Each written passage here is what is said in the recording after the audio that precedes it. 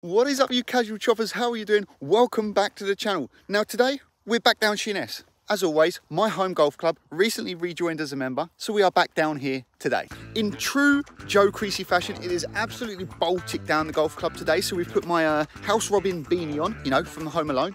And today we've got a very exciting video. Now you've probably clicked on this video to find out what my £4,000 set of irons were. And I'm going to show you, and I'm going to take them out for a spin on the old golf course today. These are the Mura blades, forged, one of a kind, custom made for me. Got my initials stamped on them. I'm going to have to flip that round, but yeah, got my initials stamped on them. They are one of a kind. And we are going to put them in play today over 5 holes and see how easy or hard they are to hit compared to my TaylorMade Tour irons as well. So let's get a little close up of these irons. So here are the irons I've been using in all my videos, the TaylorMade Forged RSI Tour preferred irons. And these are my custom made Mura JC stamped forged one of a kind irons. Now, as you can tell straight from looking at them, blades, cavities, or forged mid cavities, whatever you want to call them. Now, as you look from the top down, you can see the difference in thickness. These are like butter knives. You could butter your toast with these, and these are a little bit fatter. I don't really know what you could do with these, but definitely not butter your toast with them. So that's what we're looking at that way. And then this is the look I get as I'm hitting these. As you can tell with the TaylorMade irons, they are a lot fatter across the top, slightly a little bit more offset, I do believe. And these irons are skinny as anything, kind of like a walkway model, runway model, whatever, hardly any offset. But these are tiny as well. I think there's about 20% head reduction in this as well. So the idea today is to put these irons in play, the Muras, and see how well I can hit them. I'm expecting them a lot of up and down shots with them, some good, some bad, but we're going to test them over 5 holes and see if they're going to stay in the bag, or do we go back to the old TaylorMades? What do you guys think?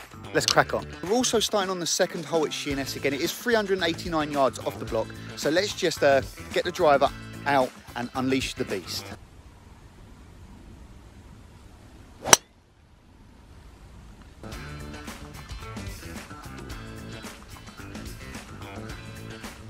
So drive 1 underway, centre of the fairway. I mean, I'm kind of getting bored of saying this now, you know, like I'm hitting the fairways quite a lot, still shooting rubbish scores, and can't chip and putt. So, I mean, I guess I have to do something reasonably good, okay? But we are in the fairway, in play, and we've got a good start to our video today. Beautiful drive, centre of the fairway. This is what we've got left. We've got just short of 150. So I'm probably just going to try and punch in a little 7. I don't want to go too hard at it. But you may also notice this. We're using a white golf ball today. Now, the main reason I've been using the orange golf balls is so the tracer can pick it up better. But today I want to test out, can the tracer pick up the white golf ball? Because if so, these white golf balls actually feel so much better than the orange golf balls. And I believe they actually take about 20 to 30 yard distance off your shots if you're using them orange golf balls. But anyway, 7-iron out, first time hitting the Muras in a long time. Let's get it on the green and try and make a birdie.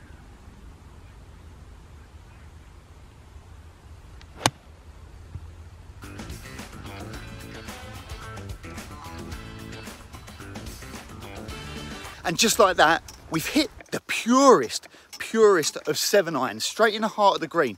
Very tidy shot. Now, the one thing I remember about these golf clubs when I used to use them was that when you hit a good shot or you hit the ground, they kind of just sliced through it. It was like a butter knife going through butter, I mean. Yeah, I mean, that makes sense, yeah, like a butter knife going through butter. But that shot just there, it almost feels like the ball sinks into the face and then comes out the other side. It is so soft, so powerful at the same time. Yeah, I mean, I love it. I mean, it's not the greatest thing to look down on because there's hardly anything there. It's literally, the ball is the size of the head of the iron. So it's a little bit scary, but pure golf shot, pure. Like I said, pure golf shot, heart of the green. We've left ourselves about 20-25 foot for birdie. Obviously, the ball stopped instantly. Let's roll this putt in.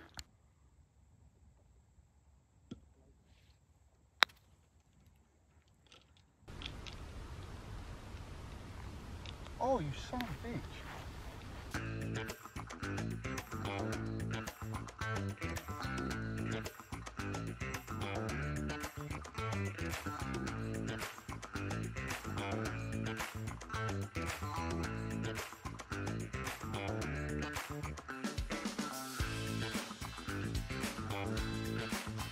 Almost actually raked in the longest putt we've held on this channel to date, but it just missed, just by this much. But easy par, fairway, green, 2-putt. That's what we like to see on this channel. Easy pars. It means I'm getting back into the swing of things. So easy pars are the way forward. But anyway, we're on to the third hole now. Here's a par 3, 172 yards off the whites, and we are going to be looking at probably hitting the 6-iron, maybe a little knockdown 5 to get it there today. I mean, look how skinny this club is. Look at it. It's literally so skinny. It's about the size of the golf ball, but we're going to go with it. 6-iron.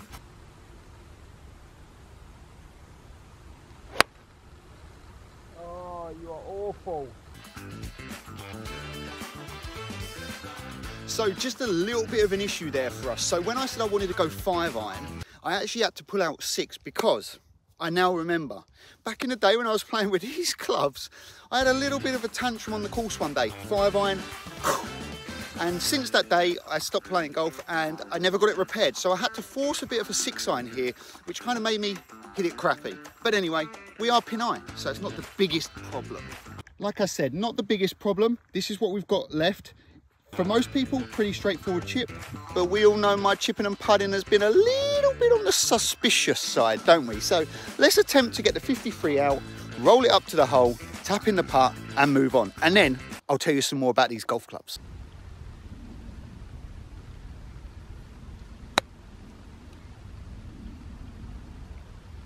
Sit. So we've left ourselves a little bit of a nervy one. Let's just try and roll it in. Come on boys.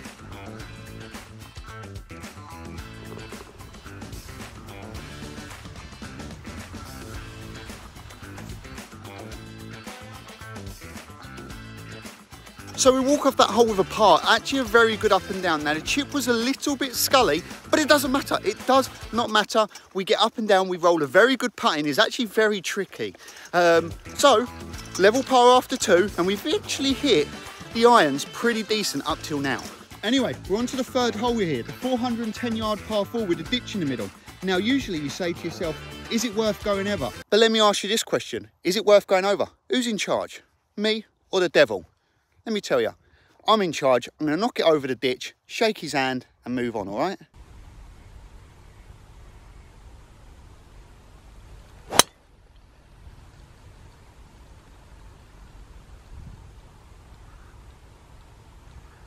Like I said, who's in charge, me or the devil? I think we've comfortably shaken his hand on that one. Absolutely guzzled it straight over the ditch, I hope.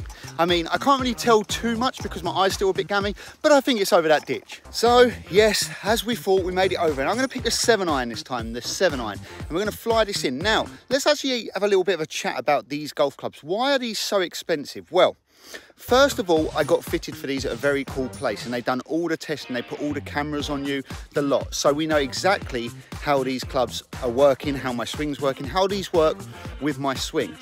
Then also, what you have to remember, these clubs are actually made purely just for me, not for anyone else. You can't go and buy a set of Muras in your American Golf, in anywhere like that. You have to get custom fitted. And the reason for this is each head is grind differently at the top. So the grind is different for each club. The weight of the head is different in each club as well. So this is why it's very hard to get hold of a set of these and why these cost so much. So this head itself might have like 10 grams of weight in it, where the 6-iron might have 18 grams of weight. So it's very, very specific to me. Anyway, enough of the rubbish. We'll carry on about the golf clubs in a minute, but this is what I've got left and this is what we're gonna do. Center of the green, baby. No.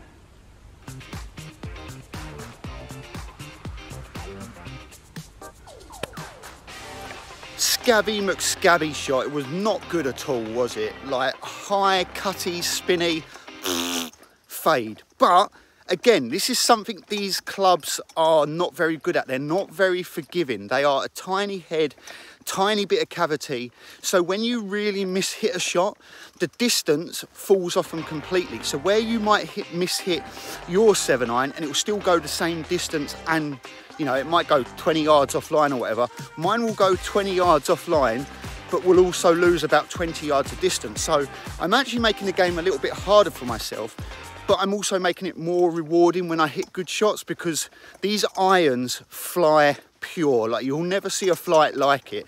They are really good, but this is why I didn't put them straight in the bag straight away when I started to come back to play golf, because they are incredibly hard to hit. And as we all know, golf is a tricky game by itself, right? So this is the pitch shot we have left. It's a straightforward one, pretty straight up the green. Now I'm actually going to use a pitching wedge here and land it, run it up there, treat it like a putt as soon as it gets on the putting set.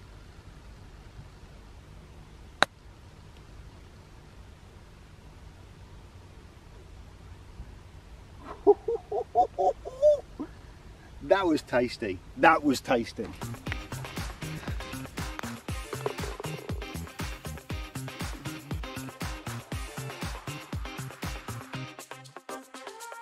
I've got to say, it's actually a very, very good up and down for myself. Something that I'm actually pretty proud of in that shot. But anyway, we've got a par on that hole. That is 3 pars in 3 holes. So pretty good. I mean, we've only hit 1 green, so we need a little bit of work on that, but that might be down to the older 4,000 pound irons. Anyway, we are on to the 5th hole now. So we are on to the 5th hole, or the 4th hole in this challenge, but it is a par 5, 487 yards. Now I love this hole. Reason being, I get to absolutely try and obliterate the ball off the tee. So here we go, let's smack it.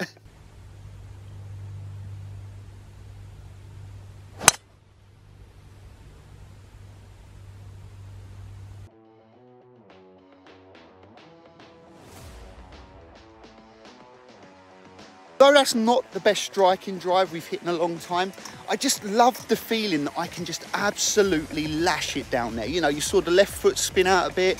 I'm trying to create power from my legs.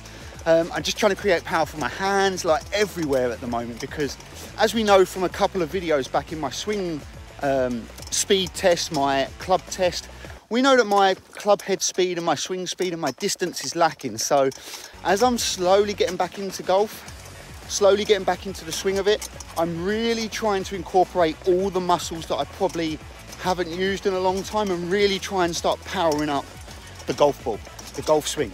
I want to hit that 120 club head speed again, like easy. I should be able to do that. Anyway, here lies the ball. Like I said, wasn't the best strike of a driver, but we are in perfect position. Now, I think I can probably get my 3 iron there. Should we try it? So lads, I'm going to try and hit the 3 iron and get it all the way there, but this is what I see. Can you see how small the head is? It is literally a golf ball size.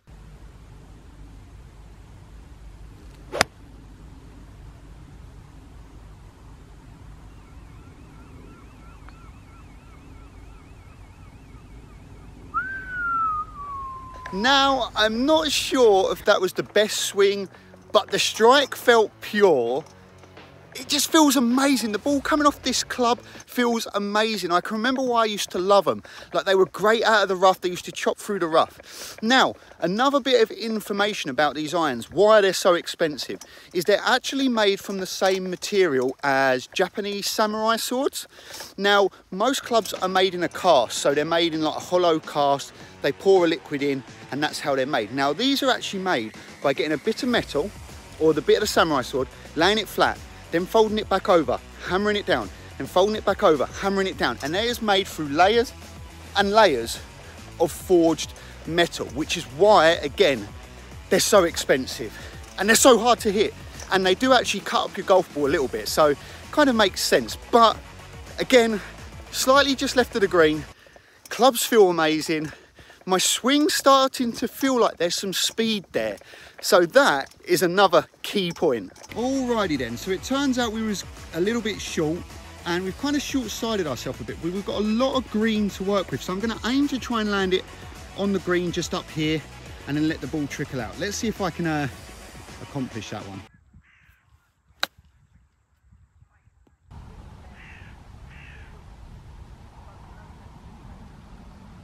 So not the greatest of chips, but also not the worst. I'm trying to actually get used to this new grip. Like, I'm weakening my grip a bit with my chips, and it's showing some good progress, but it also feels really awkward.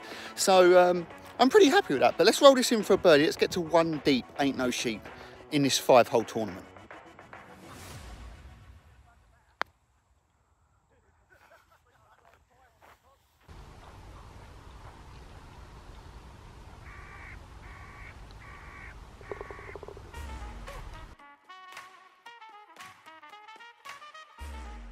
Well, what can I say? The first putt was actually pure. I thought it was going to go in. I was getting ready to celebrate, getting ready to give it the old, come on. But guess what, it didn't. But anyway, we do walk off with a par. So another 2-putt and a very good 2-putt there. Actually a pretty well-played hole. But anyway, we are level par through 4 holes of the 5-hole challenge. So let's move on to the next hole. The next hole is a par 4, 324 yards. Now, normally I would take driver and just smack it over them bunkers. But because I love the feel of hitting that last 3-iron, I'm actually going to try and hit like a stinger 3-iron down there, centre of the fairway, and then it gives me another chance to hit the irons again. So we're going to hit stinger 3-iron down there. So this could be very good or very bad.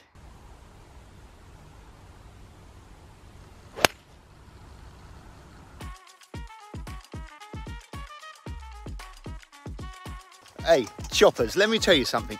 There is nothing better than when you hit a bladed golf club and you hit it well. Now, I'm not sure about my aiming. When I'm trying to hit these little knockdown shots, I'm not really sure where I'm aiming or if I'm making the right type of moves. But the strike can still be good. And that strike was incredible. Hopefully you got to see the ball flight because it was a real strong penetrating ball flight as well. So very, very happy with this. Very, very happy. I love these clubs. Like, would you guys like to know a little bit more in depth about them? How I got fitted, what my club head speed was at the time of getting fitted from? Or even how much it would cost to get these fitted now? Or maybe we'll do a comparison video. So again, we found the fairway. Like, lads, I thought golf was meant to be tricky. It's so easy, this game. We found a fairway. We've left ourselves about a 9-iron in, I do believe. So I'm just going to hit it straight to heart of the green, land it on, and hope for the best.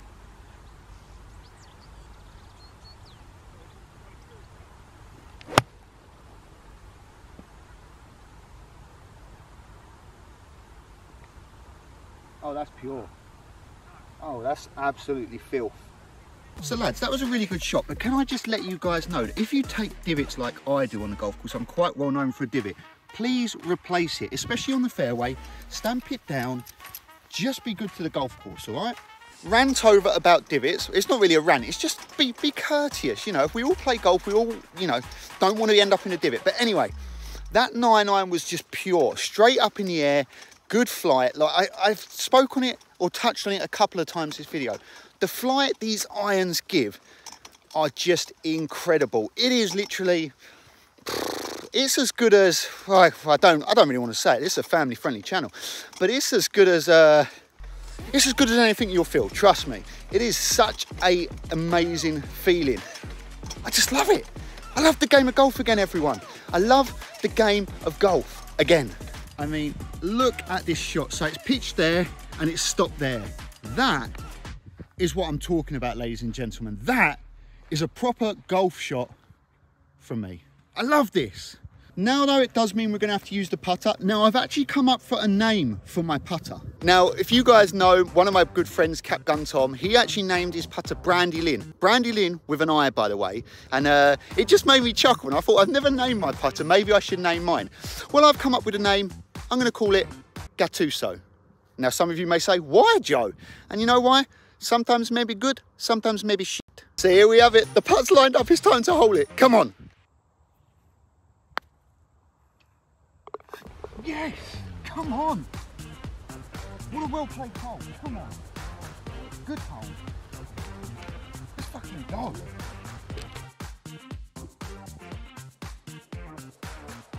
Let's have it, lads. Did you see how pure that roll was? Stroked it well, centre of the cup. What a hole. Good 3-iron, good 9-iron, great putt. What a hole, lads. And as for you, you little beauty, you can sleep well tonight. Well done. Lovely little club. Love you. There you have it. Gattuso has behaved. Gattuso wanted to be good today. But what a way to finish. We finished up with a birdie, so we're 1 deep, ain't no sheep through the 5 holes. And that was actually incredible. I love these irons. They make me concentrate. They make me think I have to hit this shot properly. I have to do all the correct movements. So there is a chance I'm going to get that 5-iron reshafted and I'm going to put these clubs in play for the rest of this time, you know, until I get a new set. Until I get myself a new set, they will probably be put in play because they just feel so good. And the feel-good factor just makes me feel good and makes me feel more confident. So that is actually cracking.